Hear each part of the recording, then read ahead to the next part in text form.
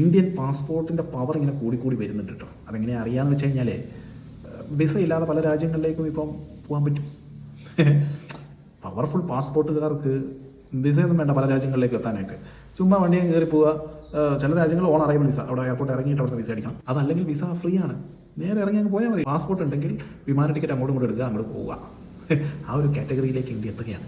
അതായത് 59 രാജ്യങ്ങളിലേക്ക് Indian passport ഉണ്ടെങ്കിൽ ഇനി വിസ വേണ്ട.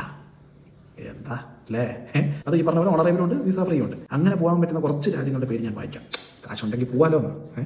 Bhutan, Nepal, Iran, Jamaica, Kazakhstan, Kenya, Thailand, Philippines, British Virgin ദ്വീപുകൾ, കുക്ക് ദ്വീപുകൾ, Dominica, Fiji, Haiti, Mauritius, Micronesia, പോളണ്ടി, Rwanda, Seychelles, Saint Kitts and Nevis, Saint Vincent and Grenadines, Tonga, Trinidad and Tobago, വനാറ്റു.